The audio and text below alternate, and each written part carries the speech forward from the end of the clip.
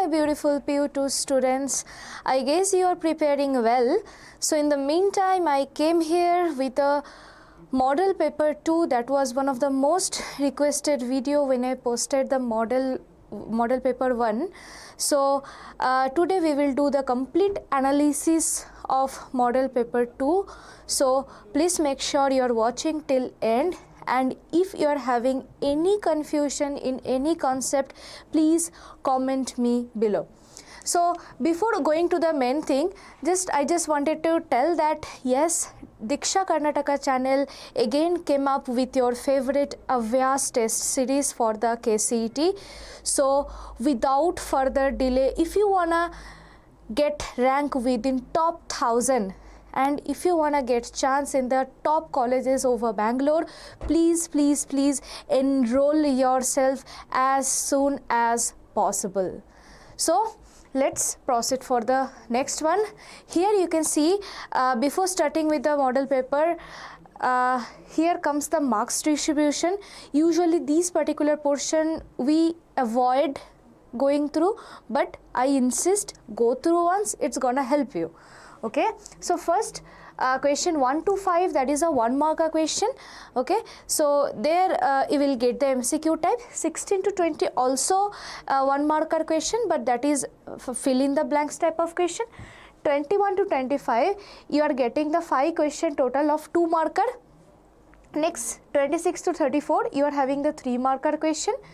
Okay, and here 35 to 40 you have 5 marker, and 41 to 46 you have numerical type, that is also 5 marker. Okay, so let's proceed towards the section 1 or section A. That's gonna be 1 marker question. So here comes our first question. The mixture which shows positive deviation from Raoult's law. So if you remember, what is a positive deviation? What is a positive deviation? Whenever two solution, if I am having a binary mixture, let's say A and B, 2 component, if the interaction between AA and BB is greater than that of the AB composition, then we can call it that it shows positive deviation of that of the Raoult's law. That is the non-ideal case, right? So here you can see N-hexane and N-heptane, they are the member of the homologous series, right? And hence they are basically ideal solution. They have quite similar type of interaction. Bromoethane and chloroethane, again the same thing. Here you can see ethanol and acetone. Ethanol itself is having very nice intermolecular hydrogen bonding, whereas acetone itself, it is having dipole-dipole interaction. But when they are mixed, then ethanol's hydrogen bonding, intermolecular hydrogen bonding will be disrupted because of the presence of acetone in between 2 ethanol molecule, right? As a result of this, ethanol interaction and acetone interaction is more than that of the ethanol acetone interaction. Hence option C is going to be the correct one. I guess it's clear to you. Let's proceed further. Here you can see a cell that converts energy of combustion of fuels like hydrogen and methane directly into the electrical energy. So this particular thing, I guess you know, it is a fuel cell. Okay, one of the most common fuel cell that we studied in our syllabus, that is the hydrogen oxygen fuel cell, and that was used for the Apollo space program. Please remember that particular portion, because every year I have seen that's a very common zone of giving you the questions. Okay, let's proceed further.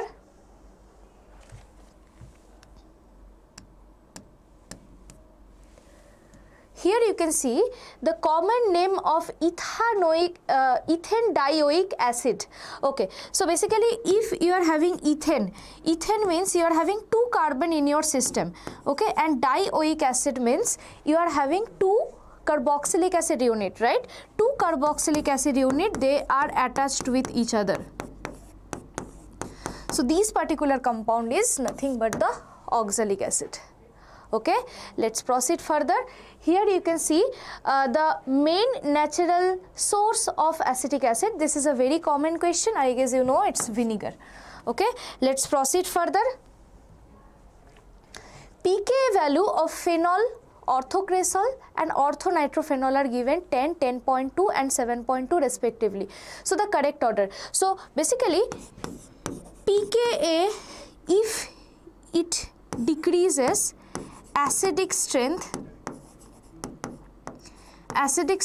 increases,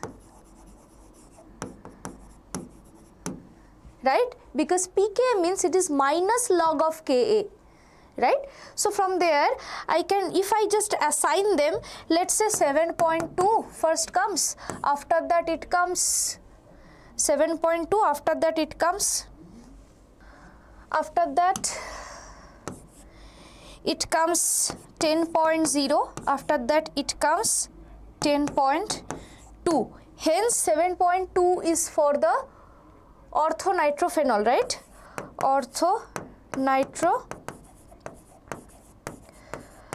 Orthonitrophenol. Then I can write 10 is for the phenol. Next it is orthocresol. Okay, so acidity order should be like this. So orthonitrophenol will come first, then phenol, then orthocresol. So option D is going to be the correct one. Let's proceed for the next one. Here you can see a student took 2 glasses of pure water from a water filter. He cools glass A in a fridge and warms the other glass B on a stove. On comparing the solubility of oxygen in water in glass A and glass B, he states that the glass A contains, and you are having option. Okay, so we have to check, I guess, where I am having the more oxygen content. In which glass I am having more oxygen content. Okay, let me tell you, if you increase temperature, solubility decreases. Okay, if you increase the temperature, solubility decreases. Means once you are heating that particular solution or glass of water, then you are increasing the temperature, hence number of oxygen molecule will be reduced over there, solubility will be reduced over there. So hence whenever you are cooling it down, on the contrary, whenever you are cooling it down, there will be more number of oxygen over there. So A is basically, okay, A was in a fridge. A was in a fridge, hence temperature of A is less, right? So A contain more number of oxygen than that of glass B, because B was heated, means temperature is increased, hence oxygen amount is reduced, hence A contains more oxygen. Okay, so your option is going to be A, more oxygen than glass B. I guess it's clear to you, and this is the reason one more question from here also it comes, just as the reference came, that's why I'm discussing. Any aquatic animal, they always prefer cold water rather than that of the warm water. Okay, because in cold water they get more amount of DO, dissolved oxygen. Okay, let's proceed for the next question. Here you can see for a reaction NH3 gives N2 plus 3H2. Okay, you can see here I am using platinum catalyst. Any kind of decomposition of gas whenever it is done on a metal surface, that will be a zero order reaction, experimental fact. If it is not done on a metal surface, then you can find out the order experimentally, but whenever it is mentioned that it is done on a metal surface or something like that, then you can ensure that it's a zero order reaction. Hence, if let's say reactant power 0 means it comes 1, hence this gonna be the correct answer. Okay, let's proceed further. Here you can see match the following, means here you are having different type of linkage, where you see what type of linkage that you have to find out. First is phosphodiester linkage, that you will see in the nucleotides. Glycosidic linkage you will see in the saccharides, monosaccharides. Peptide linkage you will see in the amino acids. Okay, so Option 1 is going to be B, option 2 is going to be C, option 3 is going to be A. So option D is the correct one. I guess this thing is clear to you. Let's proceed further. Here you can see when an alkene reacts with a component X in CCl4, reddish brown color of the component X disappear to yield vicinal dihalide. Okay, so here what basically happens, if we use Br2CCl4, this is one of the reagent that gives brownish color because of the presence of bromine initially. But whenever you will put some alkene means you are having unsaturation in it, double bond present in it. So double bond will be substituted with bromine. Hence you will be having vicinal dibromide type of compound that is colorless. Right? So your answer is going to be Br2, means Br2CCl4. Any alkene if you are using, the reagent is Br2CCl4, then you will get the substituted bromine compound, vicinal dibromide compound, and this particular thing is colorless. Okay, so this particular test is done to check if my hydrocarbon is containing any kind of unsaturation or not.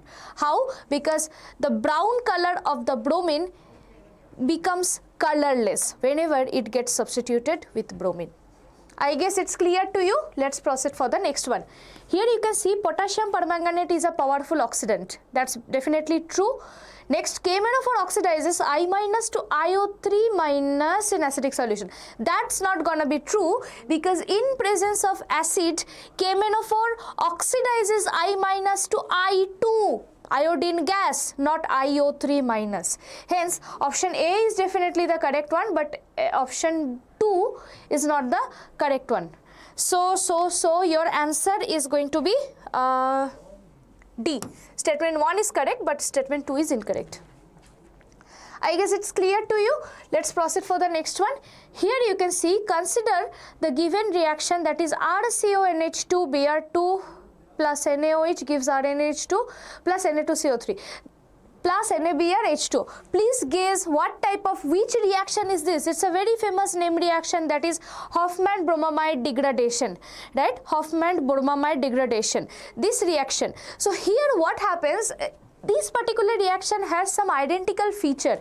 Here I am starting with RCONH2 amide, but here I am getting RNH2, means one carbon less. Okay, now they are asking if the molecular formula of the amine is this. So molecular formula they are saying CnH5n. So usually the molecular formula of amine is CnH2n plus 3n. This is the in general molecular formula of the primary amine. Okay, this is in general molecular formula of primary amine. So from there I can get 2n plus 3 value equals to 5. Hence n is going to be 1. So the formula of amine becomes CH5n. Right? This is the formula of amine. If I arrange it, means one carbon system, hence CH3, here NH2. Okay, this is my amine. Now this amine will come from some amide, right? This amine here, it will come from some amide. That particular amide contains one extra CO group. Just add it. So it definitely came from CH3CO, just one extra CO, NH2. Right? Now let's write down its molecular formula. I can write it as C2H5O. C2H5, NO. C2H5NO. Hence your answer is going to be option B. Right? I guess it's clear to you. Let's proceed for the next question. Okay, MnCN whole 6 3 minus and FeF6 3 minus are inner orbital. Okay, what type of complex they are, that you have to find out. Okay, let me just analyze it properly for you. If I am having manganese Cn whole 6 3 minus,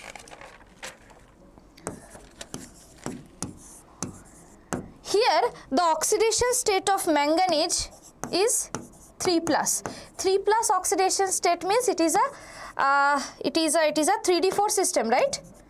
Yes, it is a 3D4 system. Now if I draw this thing,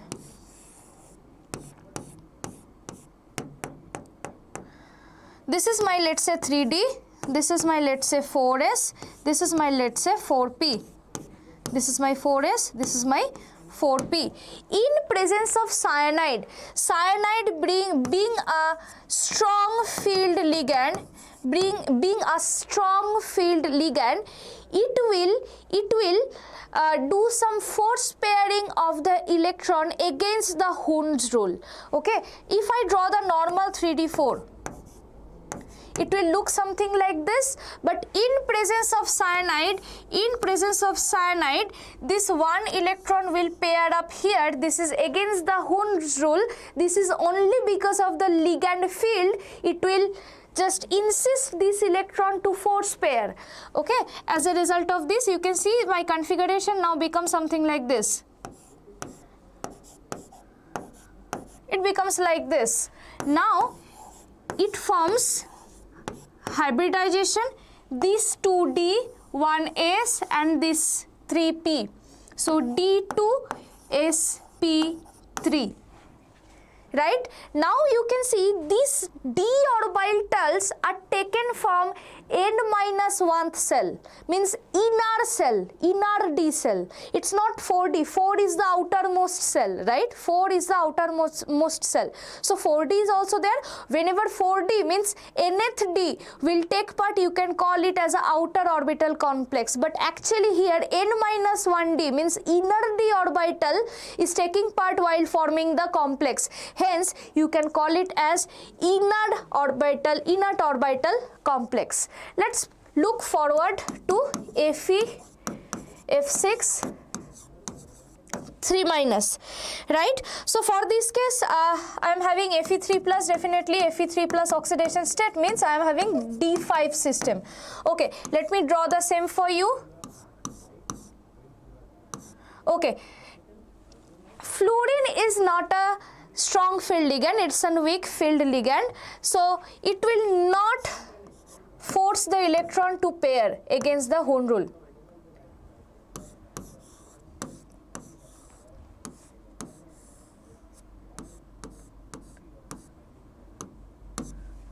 It will not force the electron to pair, right? Hence if hybridization takes place, then this is my 3D, this is my 4S, this is my 4P, this is my 4D. Hence 4S, 1 4S, 3 4P and 2 4D.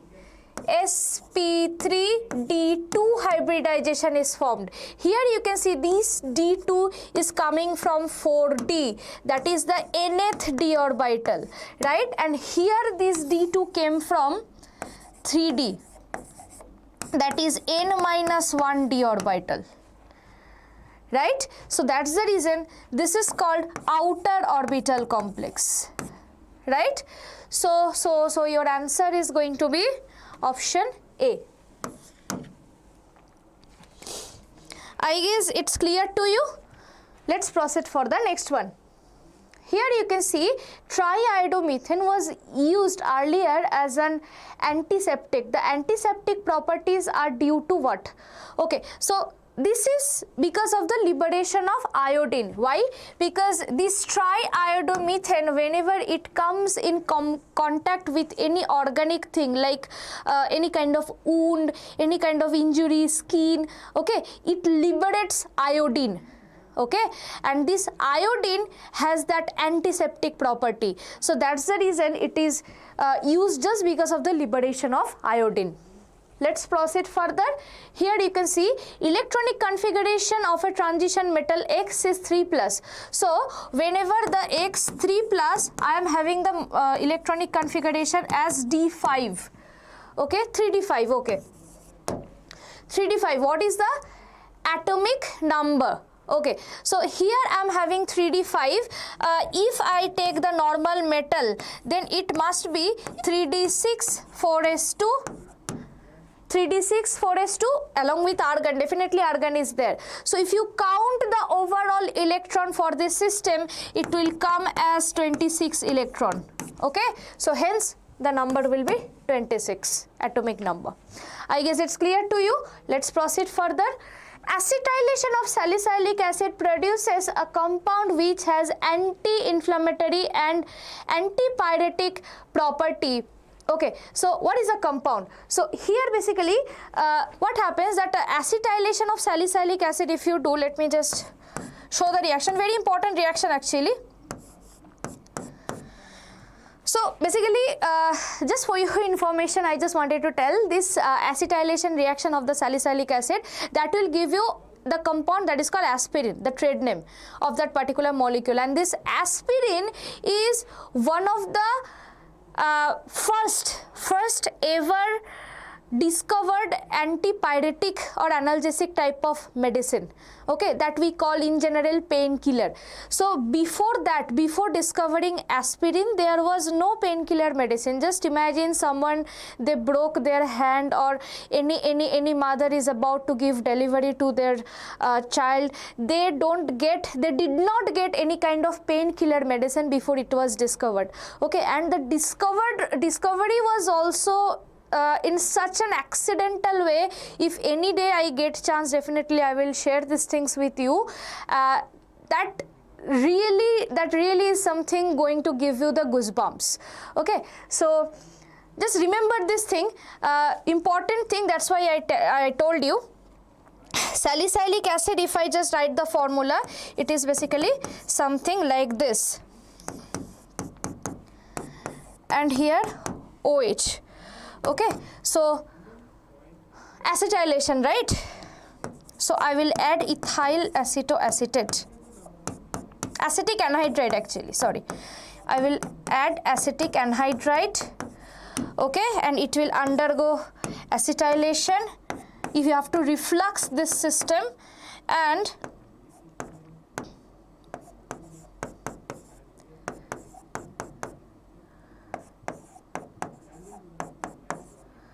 this is your aspirin. This is your aspirin. Okay, so that's gonna be your correct answer. Okay, along with that acetic acid also you will get. That's a byproduct. Okay, I guess it's clear to you. Let's proceed further. Okay, so here comes the fill in the blanks type of question.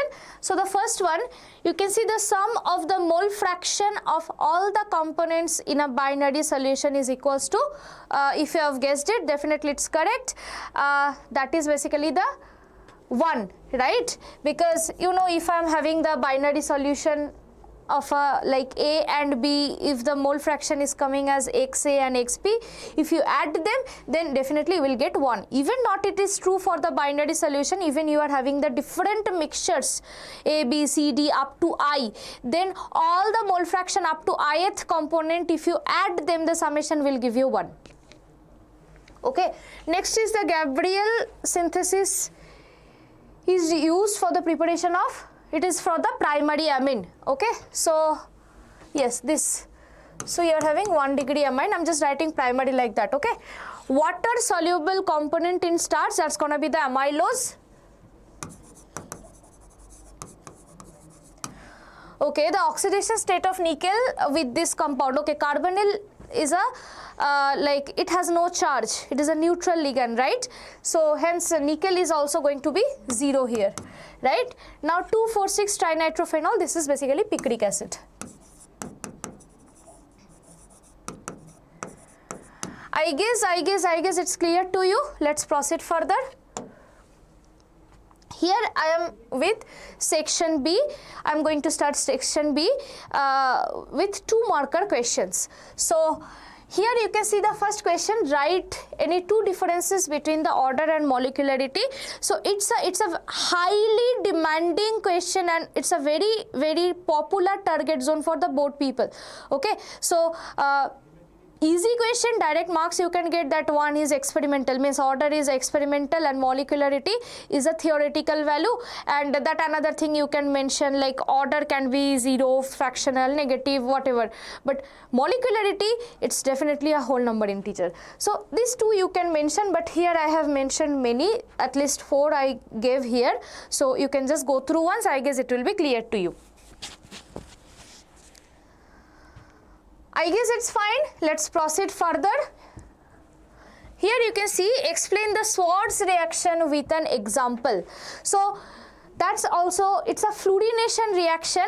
Here you can see the Swartz reaction is a key method to produce alkyl fluorides. Okay, let's say you are having alkyl chlorides or alkyl bromide. Okay, from there if you use this reagent SBF5 or let's say HGF2, this type of compound if you use, that will give you the fluorinated version. Usually this proceeds through SN2 mechanism. Okay, so one example if you want to give, it is something like this. Methyl bromide I have taken, and here silver fluoride I added here, and it will give you methyl fluoride and AgBr. Okay, this is a reaction for the fluorination. I guess it's clear to you. Let's proceed further.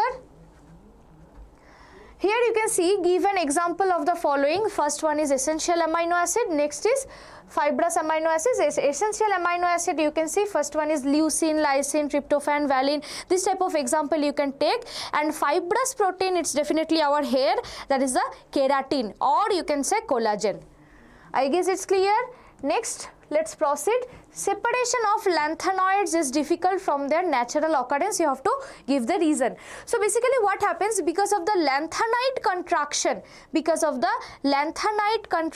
the atomic radius between those molecule becomes, the lanthanide compounds I'm talking about, they become so much identical, even that reflects the similar chemical properties as well. So if they are having similar radii, similar chemical properties, though they will exist as a chemical twin. Okay, so once they are twin, means if you see someone that's similar to me, okay, how you will separate? Okay, who is me and who is that person, right? So it's quite similar for the lanthanides as well. So because of the lanthanide contraction, the chemical radii and the other chemical properties become so much similar that it becomes difficult to separate them in general chemical method. Okay, so here you can see the first answer. Even like a similar oxidation state +3 they all possess. That's the reason they become very much similar to each other. Okay, next you can see for the next question, study of actinoids is very difficult. So why it is very difficult? The first reason is they are radioactive. Okay, intensely radioactive they are. Okay, hazardous definitely, and they definitely need some special setup, right? And that's really not like very much providable for all the things, all the laboratory or something. Okay, and what happens, their availability in the nature is also very much very small. Okay, they are not that much abundant, and because of the like open 5f orbital, their oxidation states also keep varying. Okay, so because of all these things, studying of actinoids compound becomes very much difficult. Handling them also very difficult. Just look into the answer. I guess it will be okay for you. Let's proceed for the next one. Here you can see this reaction, compound A. Molecular formula is given C4H10O. Considering the reaction given below, identify A with respect to the IUPAC nomenclature. Okay, A is something in presence of HI, that will give you C plus D. Fine. Okay, D is something on being treated with concentrated H2SO4, and these temperature will give you A. Okay, so I got the hint from the second equation, second reaction. Why? Because if you just look at these particular condition, this is nothing but the hydrolysis of the alcohol that will give you the ester. Okay, sorry, that will give you the ether. Dehydration from alcohol, that will give you the ether. Okay, so definitely this D is some alcohol, and this is concentrated H2SO4, that will give you some ether after releasing 1 unit of water, right? So I am having C4H10O. So that particular thing, if I want to make one ether out of it, I have to keep in mind alcohol, after getting attached to alcohol, they gets attached and release 1 unit of water, and it gives some ether. So that ether, once it is cleaved, definitely the number of carbon must be half in alcohol. So definitely my D is something CH3 CH2 OH, and definitely my A is going to be something like CH3 CH2 O CH2 CH3 O CH2 CH3. Okay, so here you can see from that particular compound, if you just cleave this, if you do the cleavage over this, you will get this alcohol. Okay, now if you just start with the A, that is CH3 CH2 O CH2 CH3. From here, if you give HI and heat, you will get that alcohol CH3 CH2 OH, and you will get the iodide CH2 I. So this is going to be your A, this is going to be your D, this is going to be your C. Okay, now IUPAC name. Okay, so IUPAC name for this is ethoxy ether, this particular unit at first and then this. So ethoxy ethane. I guess it's clear to you. Let's proceed for the next question. Okay, so here we are going to start with the section C, that is of 3 marker question. Okay, let's begin with section C, that is of 3 marker question. So here the first question, explain the preparation of potassium permanganate from MnO2 with balanced equation. Mention the gas evolved when KMnO4 is heated at 513 Kelvin. So this is one of the important zone, either the preparation of KMnO4 or K2Cl2O7. You can expect one question from D and F block, and it will be of 3 marker. Okay, so there are 2 different steps to proceed with this reaction. First step is alkaline fusion.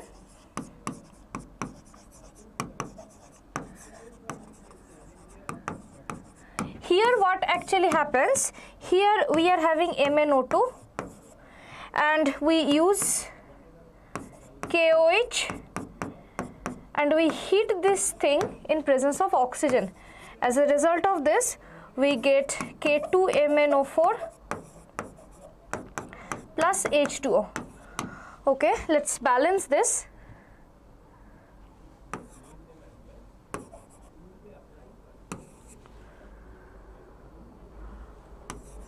This is the first step, and the second step is oxidation. Here what happens, the oxidation of manganese takes place because this particular step, precisely it is a disproportionation type of state. Manganese gets oxidized and reduced as well. So here you can see I am starting with K2MnO4, and in presence of H2O, it will give you KMnO4 plus MnO2 plus KOH. Let's balance this.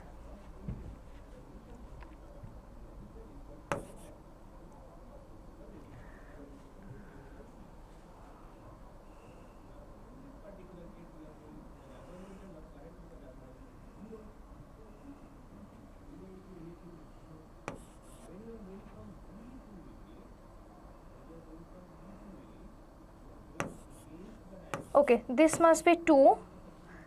Here if I give 3, here must be 4, right? 4 KOH, this is 2H2. This is the reaction. Okay, so these 2 steps mandatory, and please be careful that your balancing should be proper. Next you can see, mention the gas evolved when KMnO4 is heated.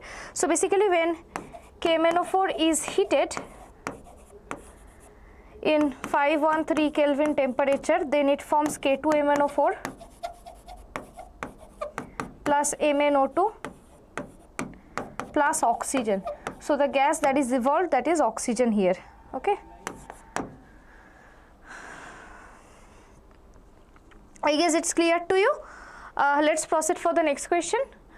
On basis of valence bond theory, explain the hybridization geometry and the magnetic property of this complex. Okay, so I am having here NiCN whole 4 2 minus. Okay, so for this case, at first I have to find what is the oxidation state of nickel. Here Cn is -4, so overall charge is -2, so nickel is coming +2. So whenever nickel is +2, this will give you 3d8 configuration. So 3d8 means it will be something like this: 1 2 3 4 5 6 7 8. Okay, this is my 3d. 4s is empty. After that 4p, that is also empty. This is my 4s, this is my 4p. Now whenever nickel 2 plus will go in the transition state, means whenever the Cn minus will approach it, Cn minus being a strong field ligand, it will force these electrons to be paired. Okay, strong field ligand, it will force these electrons to be paired against the Hund's rule. So if they get paired up, as a result of this, you will get something like this. Okay, now they will hybridized. How they will hybridized? 1d and 3p. This is my 3d, this is my 4s, this is my 4p. Now you can see 1d, 1s and 2p, they will combine. So as a result of this, overall one hybridized orbital is made, that is dsp2. Okay, dsp2. Here 3d4 orbital you can write like that, and here one p orbital will be left out. Okay, now all the cyanide will come here.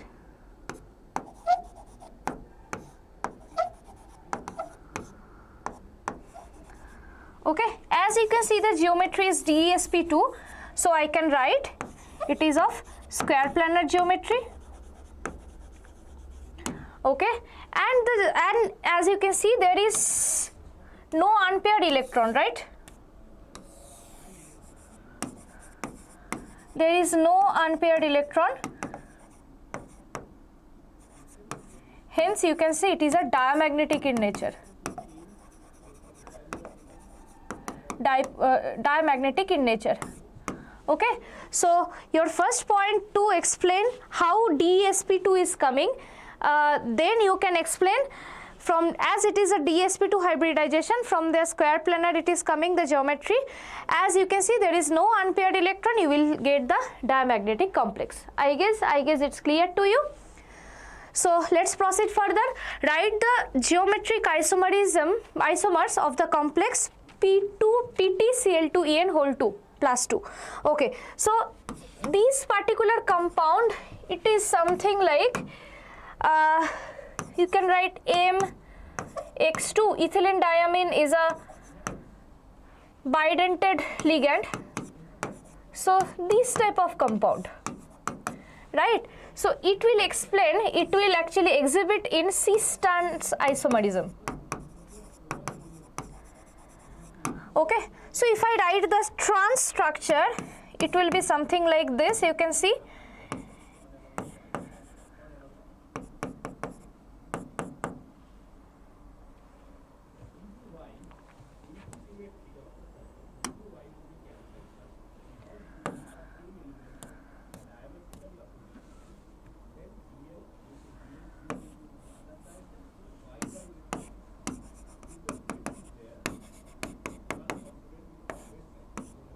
So 2 ethylene diamine 2 side, here ClCl same side. This is, let's say, trans.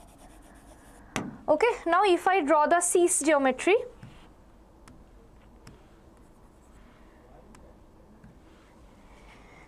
here you can see both the ethylene diamine I can put into the single side, right? So let it be something like this. Here NH2, NH2,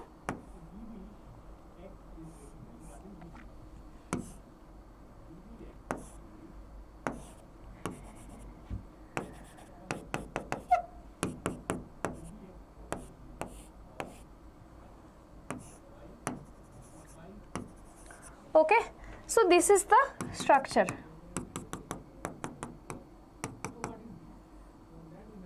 You can see this is my square plane, okay, and above and below they are making the structure like that. So here this particular thing is cis, and cis is chiral here, okay. So as cis is the chiral, you can get the D and L by drawing the mirror image of it.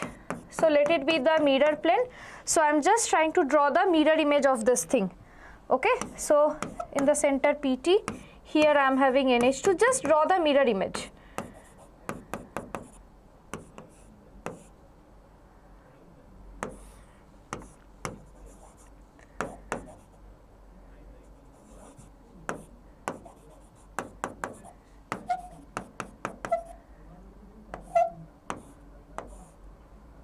Okay, this is the mirror image of it. So let it be my D form. Hence you will get your L form here. Okay, I guess it's clear. Geometrical isomerism, you will get cis or trans, and cis you will see it is existing in the chiral form, and chiral means you will get D and L form by the mirror image. Okay, I guess it is clear to you. Let's proceed further. Here you can see, considering the elements of 3D transition series, write the element which is first unable to form a monoxide. So unable to form a monoxide means if you just like look at the monoxide, then definitely they must have single oxygen in the in the oxide compound, right? So for this case, zinc, okay, zinc and scandium, because of the unstable D electrons, they will not be able to form monoxide wala compound. Okay, next you can see having positive value here, basically positive E0 value means reduction potential value positive. For this case, copper actually it lies below the hydrogen, right? So whatever is below the hydrogen, definitely the values are positive for them. Now a base element of Ziegler-Natta catalyst, that is basically we use titanium chloride along with some alkyl derivative of aluminium, right? So definitely you can tell that it's one of the base element is titanium over here. Okay, let's proceed for the next question. Alfred Brunner, a Swiss chemist, formulated his revolutionary ideas about the structure of coordination compounds. When a compound COCl3,6NH3 is treated with excess AgNO3, 3 moles of AgCl are obtained. Based on this observation, first write the formula of the compound and mention the primary and secondary valency. So to proceed to this type of problem, so what you have to know that definitely the Cl minus ions, those are making the AgCl precipitation, definitely they are outside the coordination sphere, otherwise they will not be available for the AgCl formation, right? Hence I can draw the structure. First question, I can draw the structure like CO, definitely all the ammoniums are inside the sphere to meet up the valency, and outside Cl3. Okay, this Cl3, whenever it is reacting with AgNO3, it is giving the precipitation. So here you can see you will get CO NH3 whole 6 3 plus, and here AgCl 3 AgCl, you will get the precipitation, and 3 NO3 minus can come here. Okay, I guess it's clear to you.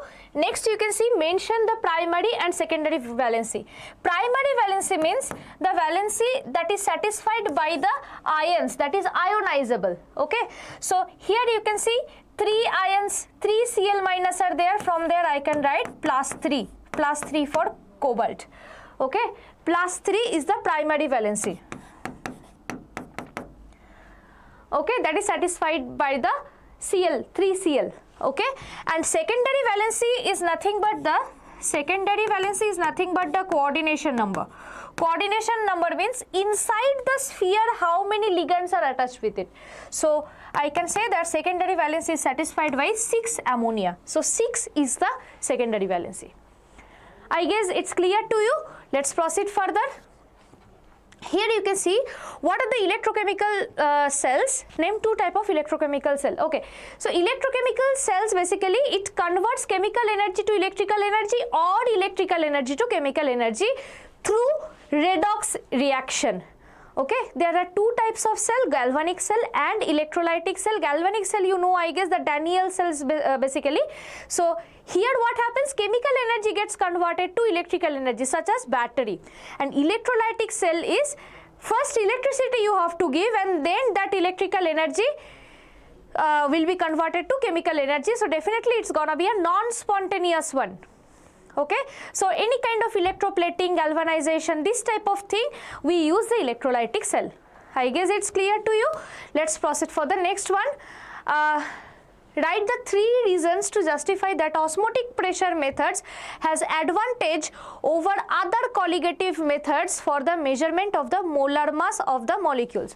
Okay, so I can explain 3 reasons. First is high sensitive macromolecules. So sometimes what happens, the macromolecules are like of heavy molecular mass and they are so sensitive that whenever you want to, like in colligative property what we do, elevation of boiling point, depression of freezing point, if you want to do this type of experiment with that type of compound, big molecules, okay, those molecule can get degraded. Okay, degradation can take place. Okay, as a result of this, better you are taking a very little amount, maybe dilute solution of that protein or any kind of biomolecule, and you are giving osmotic pressure and it will work. Okay, so here you can see like other colligative properties like boiling, freezing point show extremely small, hard to measure the changes. And now here you can see in contrast, osmotic pressure is significantly large, easily measurable pressure even in a very dilute solution. Okay, next room temperature measurement. Here also comes the same thing. You can see whenever it is a very high temperature, we are making it in order to gain the colligative property. Protein may denature, right? Means it can break down. Okay, in the high temperature, but in osmotic pressure method we don't have to increase the temperature, we don't have to do anything, we can do the experiment in the normal room temperature itself, right? Another thing is like usage of molarity instead of molality. If you want to calculate the colligative property, then definitely you have to calculate the molality. So molality is number of moles with respect to kg, right, with respect to mass of the solvent. So now here you can see, but osmotic pressure is related to the molarity, right? So now for the large molecule, their small mass even means a very large volume. Though I am taking a very little amount, but it will occupy a large volume, right? So better we deal with the molarity and the calculation will also be easier. So these are the 3 points why we should use the osmotic pressure over the colligative methods. I guess it's clear to you. Let's proceed for the next one. Mention any 3 factors which decide the product of electrolysis. So this is a very basic thing. First is the nature and state of the electrolyte. What are they? Maybe they are in the molten state, maybe they are in the aqua state. If they are in the aqua state, then water, the ions from the water also will come, and that may hamper the product in cathode and anode. Okay, next is you can say that the standard EMF value of the electrode, the EMF value or the over voltage. Okay, like like how much EMF value any electrode is having, okay, that sometimes detects like if it will be oxidized, if it will be reduced, that those value will tell us. And sometimes the over potential value or the over voltage value, means how much extra energy you need to break down the electrolytes. That is one thing. Another thing you can target, that is the material of the electrolytes.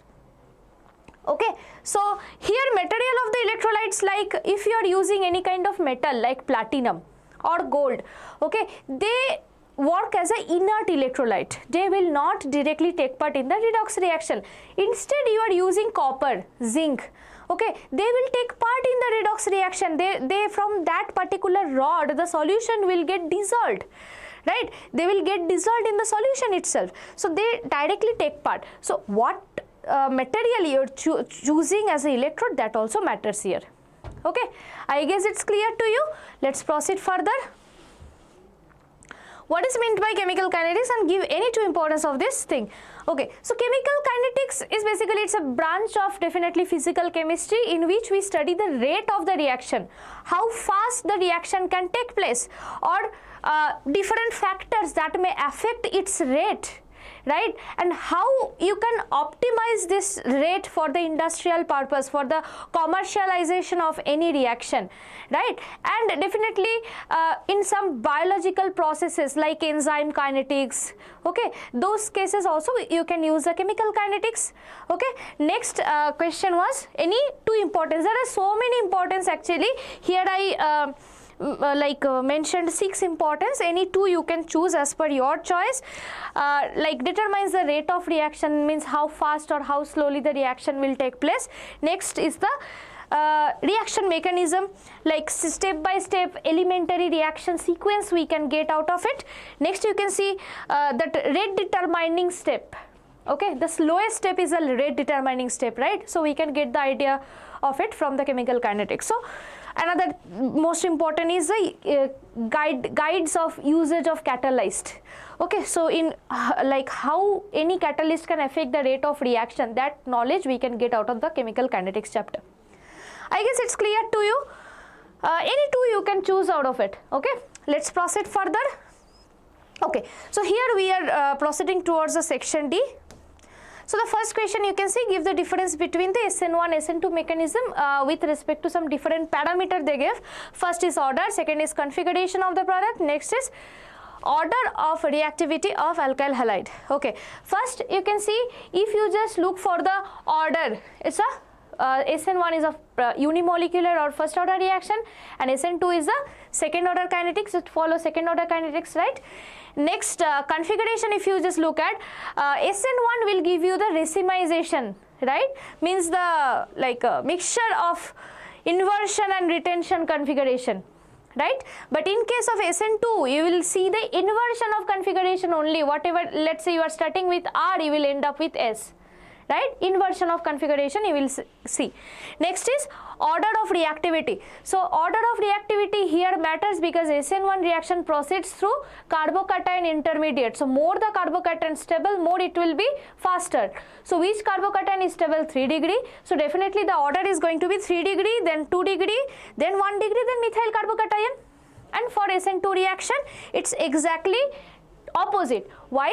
Because for the second order reaction, the backside attack should be prominent, and it is possible when there is no steric inhibition, right? When it is possible for the methyl group, then primary, secondary, and then tertiary, just opposite. I guess it's clear to you. Next part is explain fatigue reaction with an example. It's a direct question. Here basically what we are having one aryl bromide compound. Here we give sodium and dry ether, and they gets converted to biphenyl type of compound. Here you can see 2 unit of bromobenzene we have taken here. In presence of sodium they will react and we will get the biphenyl, that 2 benzene ring fused. Okay, I guess it's clear to you. Let's proceed further. Here comes provide the general reaction to prepare haloform from the methyl ketones. Name a reagent which is used to detect the presence of alpha methyl group in a carbonyl compound. So here you can see I have already given this example. This is a methyl ketone compound. If you want to proceed with a haloform reaction, then you have to give NaOH, along with that any Cl or Br, any kind of halogen you have to give in an excess amount. Usually we give I2. Okay, so here it will form hypohalite type of compound that will further react. Okay, so what happens basically, this methyl ketone will be oxidized to carboxylic acid and you will get the haloform. If you are using I here, then you will end up with the iodoform. Iodoform, this particular compound will give you the yellow colored precipitation. Okay, and that will tell you, yes, my compound is having some methyl ketone group present in it. Okay, I guess it's clear. So chlorine, bromine, iodine, anything you can use over here. Iodine we use just to see if the because iodoform has a specific color, that is the yellow color, and that will tell you that yes, my compound is having alpha hydrogen or methyl ketone group more precisely, right? I guess it's clear. And further next question, you can see the reagent that you can use, that is the alkaline medium, that is NaOH we use in excess, and any chlorine, bromine, iodine, any one halogen that you can use in an excess amount, that will form the sodium hypohalite type of compound. Okay, so that is the reagent. Next, here you can see, in a given chemical reaction, write the structure and name of the compound. Okay, so basically here this particular reaction we will proceed with 2,4-DNP, 2,4-dinitrophenyl hydrazine. So here you can see it is a condensation reaction between one ketone, and here you are having 2,4-DNP.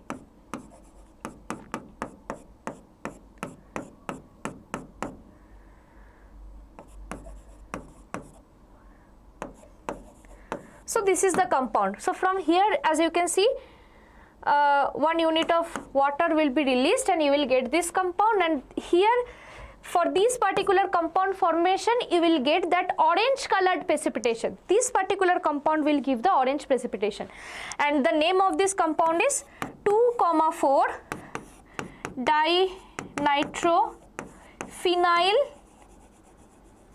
hydrazine.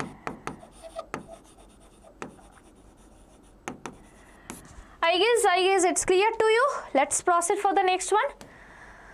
So here you can see how is salicylic acid is prepared from the phenol. So here it's a very basic reaction. I guess you remember the Colvin-Smith synthesis. Very important reaction. Direct question usually comes from it. So here basically what happens, in phenol we use NaOH, okay, to get the sodium phenoxide. There we give carbon dioxide under heat and pressure.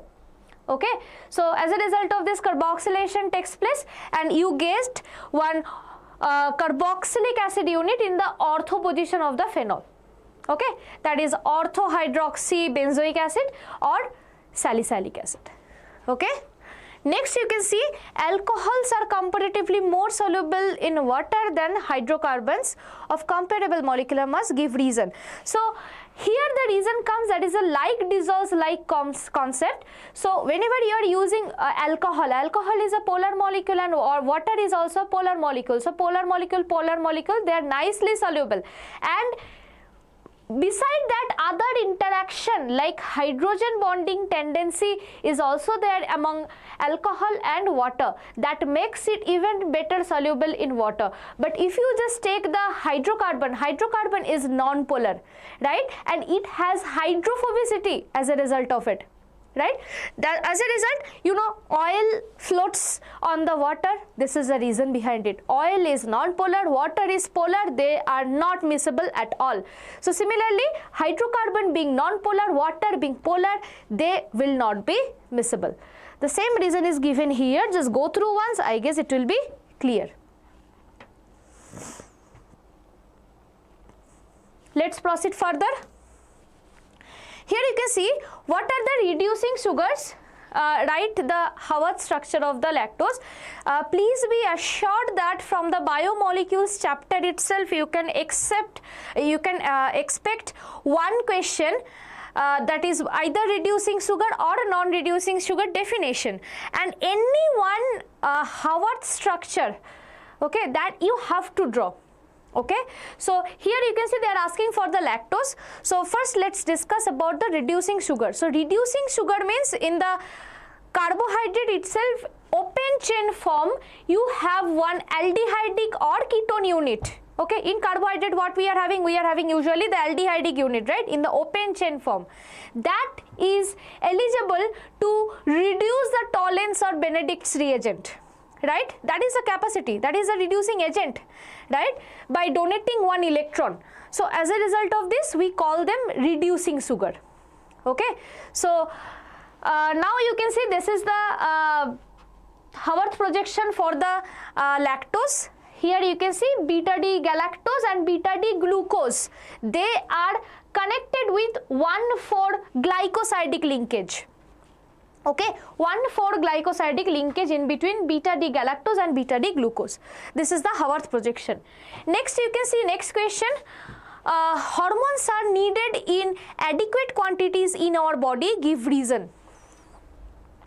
So basically hormones are something that actually maintains our overall body physiology, right, like if you see some excess amount of lesser secretion of insulin, let's say, okay, you will face diabetes. Okay, if you see the malfunction of the thyroid, okay, you will face goiter. If you see that too much of growth hormone, you will see gigantism, right. If you see some imbalances in the estrogen, you will see some disturb in the menstrual cycle, right. So these type of imbalances you can observe when the hormones are not in adequate amount. Okay, so here you can see there are some effect or syndrome that you can observe because of it.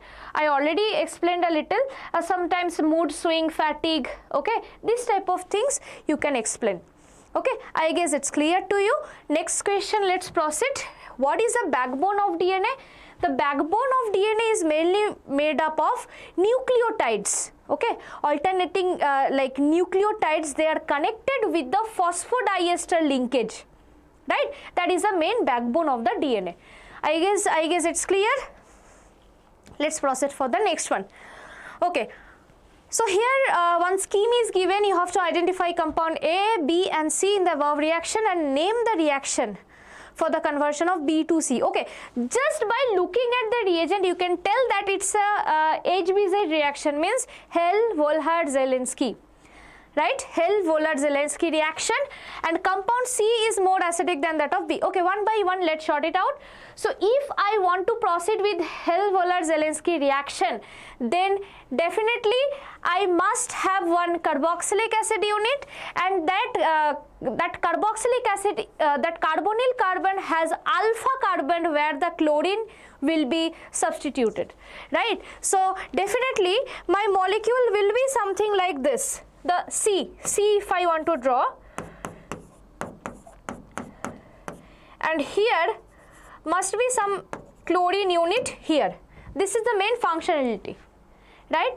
Now for this particular case, let's say I am having CH3 MgBr and I want to end up with some carboxylic acid unit. Okay, I can treat it with the dry ether, I can treat it with the dry ice.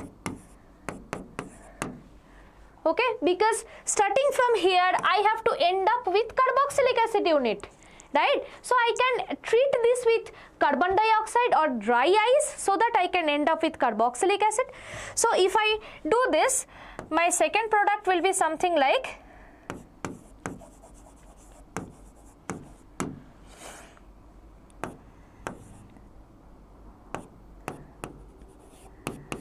this is my second product, right. Not second product, further if you give H3O plus, then it will be C. Let's say here I am writing OH, here let it be double bond O, this CH3, right. Now from here to here, if you give Cl2 in red P and next you give H2O, then it will be converted in the alpha carbon. In the alpha carbon you will get the chlorine substitution, right? I guess it's clear, and reaction is HVZ, Hell-Volhard-Zelensky reaction. Okay, now look at the next part. Compound C means this one. This is my compound C, this is my compound B. They are saying compound C is more acidic than that of compound B. Definitely. Why? Because in the compound C, I am having a group that will give you some electron withdrawing effect. So I am having one electron withdrawing group that will withdraw electron cloud density on this particular oxygen, and hence oxygen hydrogen bond will be broken. But here for this particular group I am having the plus I effect, that is a electron donating. So definitely as one electron withdrawing group is present, this acidity will be maximum. I guess it's clear to you. Let's proceed for the next one. Okay, so explain carbylamine reaction with equations. A very super important question from the amines chapter. So basically what happens if you are having the primary amine, then in presence of chloroform and in the alkaline media, alkaline KOH medium, you will end up with some foul smelling compound formation, right? That is nothing but the isocyanide NC. Okay, ethyl isocyanide. Here you can see this is the reaction. You are having one primary amine, that is ethylamine, in presence of chloroform. Alcoholic KOH you are using, and you will end up with the isocyanide compound, and that will be of foul smelling. Okay, this is called carbylamine. Okay, along with that KCl and H2 as a byproduct. This is the carbylamine reaction. This is a test for the primary amine. Okay, next part you can see complete the following reaction. Okay, so for this case C6H5N2 plus Cl minus. Okay, benzene diazonium chloride is given. First I will treat it with HbF4. So if I treat it with HbF4, this Cl minus will be replaced by BF4 minus, right? So I will get C6H5N2 plus BF4 minus plus HCl. Fine. Now what I have to give here? NaNO2 and Cu. NaNO2, Cu and heat. Okay. So here I will end up with NO2 group substituted here, C6H5. Here I will get NO2. Along with that I will get N2 plus BF3. Okay. N2 is already given. So I can tell that this is nitrobenzene, C6H5NO2, and this is going to be BF3. I guess this is clear to you. Let's proceed further. Okay, one more part is there. Write the IUPAC name of CH3, CH2, NH2. So you have to start the numbering from here. 1, 2, 3, right? So it's a 3 carbon system, hence propan, and in the one position I am having one amine, right? So propan, 1 amine. I guess it's clear. Let's proceed. This is the section E, 3 marker numerical type question. Let's proceed with the first one. The boiling point of benzene is given. Calculate the mass of non-volatile solute is to be added to 90 gram of benzene such that it boils at 354.11 Kelvin. The molar mass is also given here. Fine. So basically, as you can understand, it is from the colligative property. Boiling point means elevation of boiling point. That particular formula you can use. What is the formula? Delta TB is basically equals to TB minus TB0, right? So delta TB equals to, we will further use KB into M. M is molality. So let's find out the delta TB value at first. So TB, they are saying that 354.11. 354.11 Kelvin minus TB0 is 353.23 Kelvin. Okay, if you subtract that, you will end up with some 0.88 Kelvin. Now put this value into this formula. Okay, so here 0.88 value I know, molality I have to calculate, Kb value is given 2.53.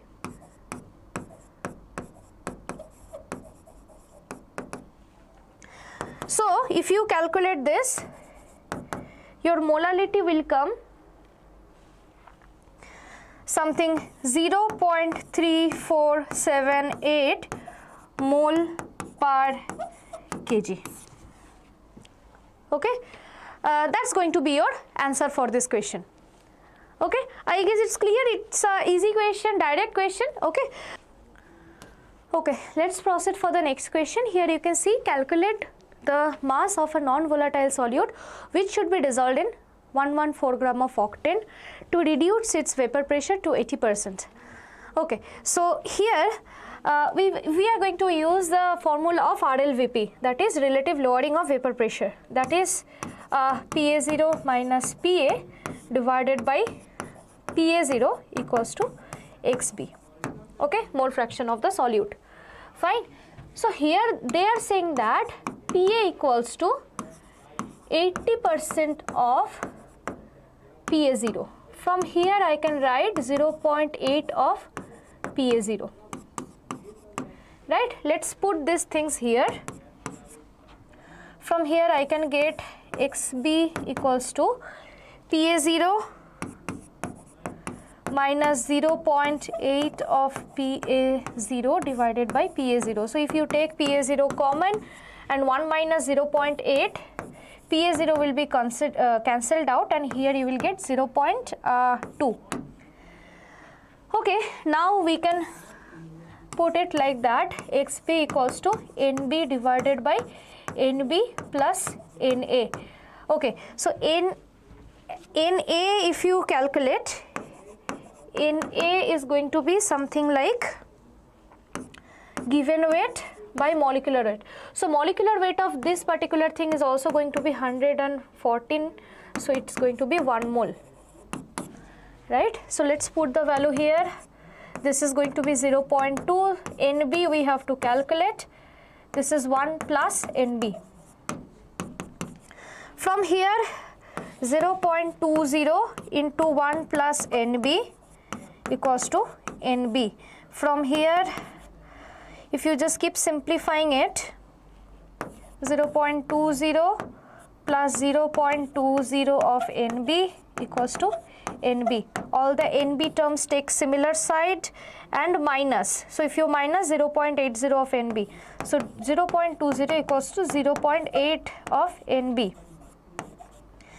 So from here NB I am getting 0.20 by 0.8, hence I will get 0.25 mole, right? So number of moles I got,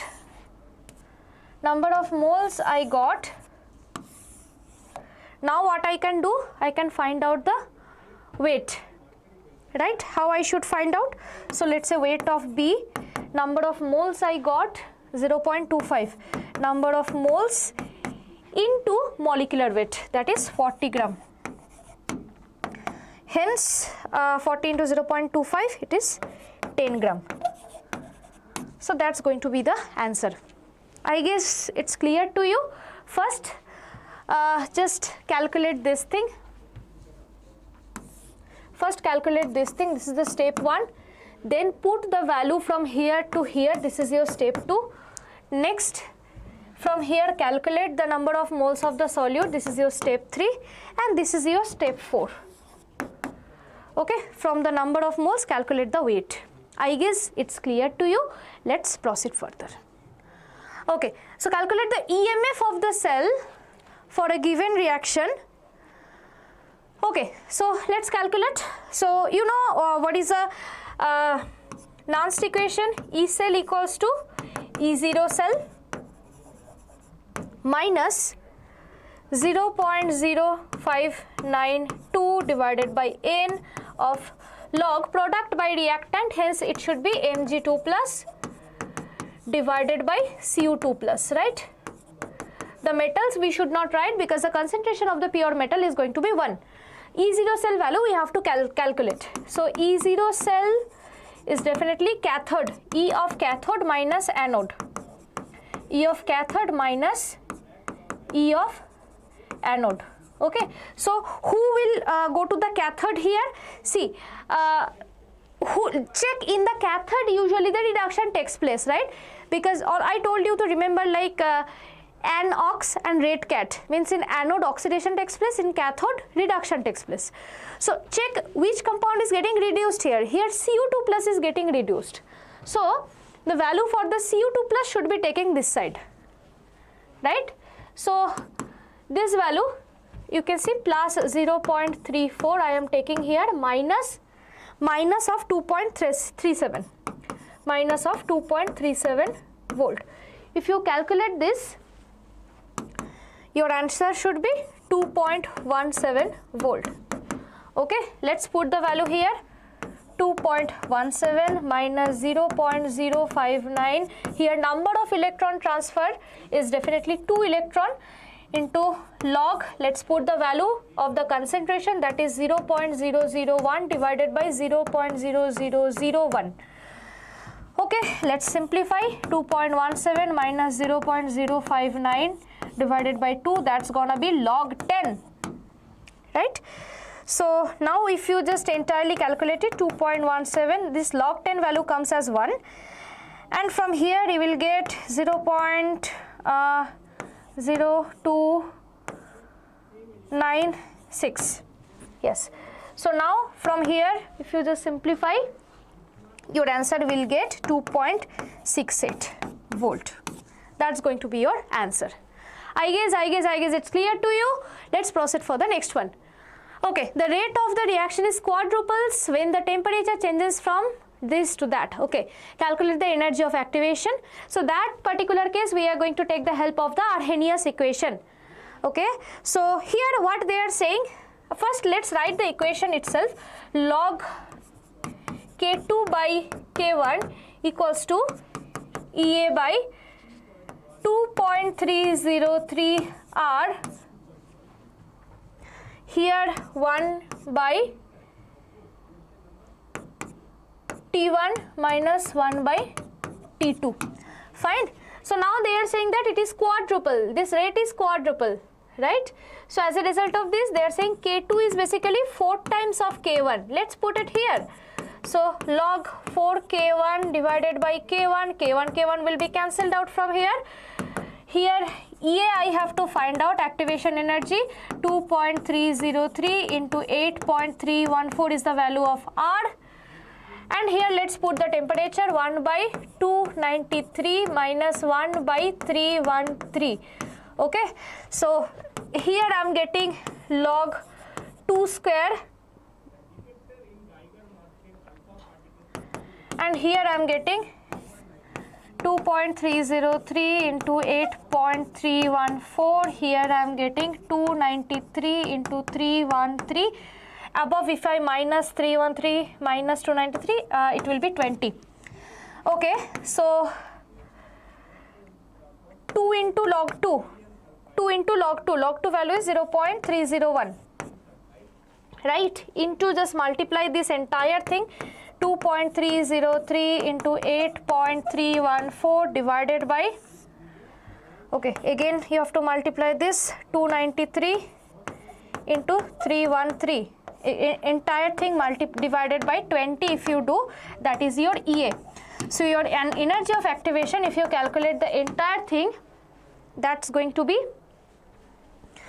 something 5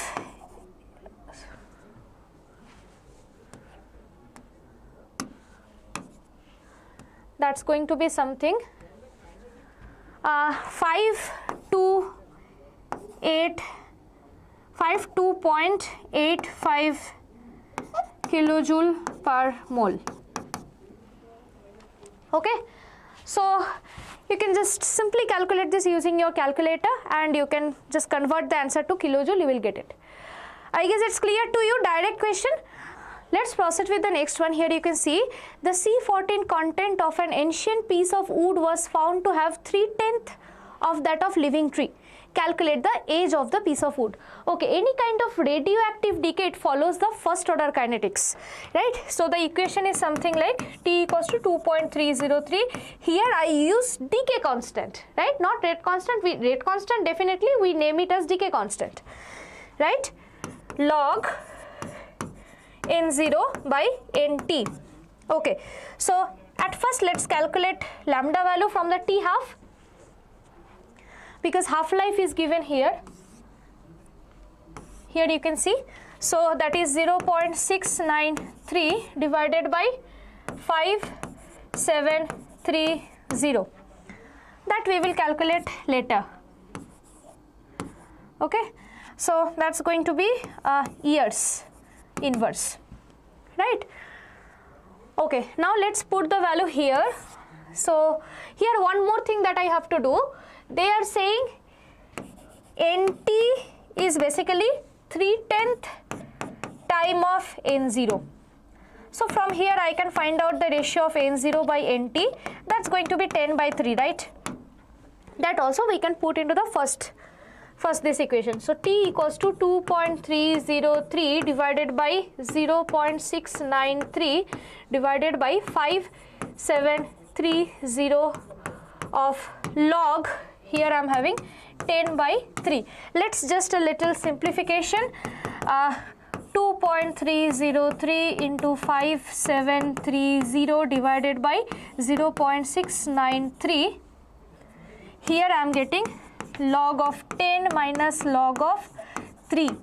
Okay, so log of 10 minus 3, if you do 2.303 into 5730 divided by 0.693, log 10 value is 1 minus log 3 value is something 0.47. Okay, so T will come 2.303 into 5730. If you calculate this, let's write the answer directly.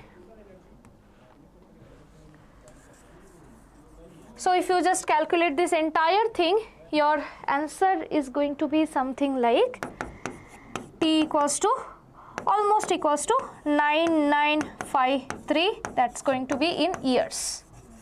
That's your answer. I guess it's clear to you. Okay, let's proceed for the next one. Okay, the limiting molar conductivity of CH3COOH is given. Using the graph and the given information, calculate the limiting molar conductivity of CH3COOH. Okay, so for CH3, limiting molar conductivity of CH3COOH, I need what? I need limiting molar conductivity of CH3COOH plus lambda 0 of 2 salts are given, 1 salt, 1 acid, okay, KCl and HCl, plus lambda 0 of KCl minus lambda 0 of HCl. Now what is limiting molar conductivity? Limiting molar conductivity is nothing but the slope, intercept, nothing but the intercept of the Debye-Huckel equation, right? So just if you just get the values for the strong electrolyte, if you just extrapolate it, okay, where it will cut the lambda axis, that will give you the intercept value. So it is cutting at, for the HCl, lambda 0 of HCl I am getting at 425. So 425 Simon centimeter square per mole. Okay, and lambda 0 for KCl I am getting something near to 150. See, in between 125 and 175, so this particular zone is 150. So 150 Simon centimeter square per mole. Okay, so now nothing, just put the value over here. So 390 plus the value of KCl is 150.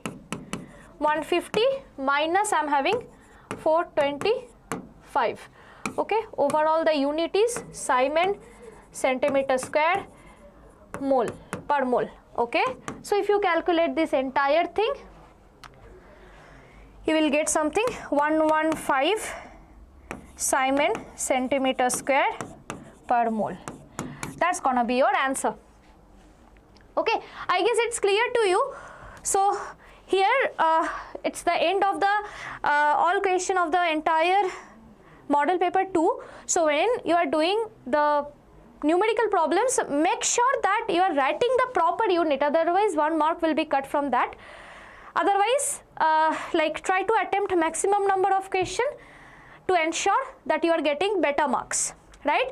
And keep improving, keep practicing the numerical problem, and if you are having any doubt in any portion of it, please comment me below, and don't forget to like, share and subscribe. So for today, thank you so much. Goodbye.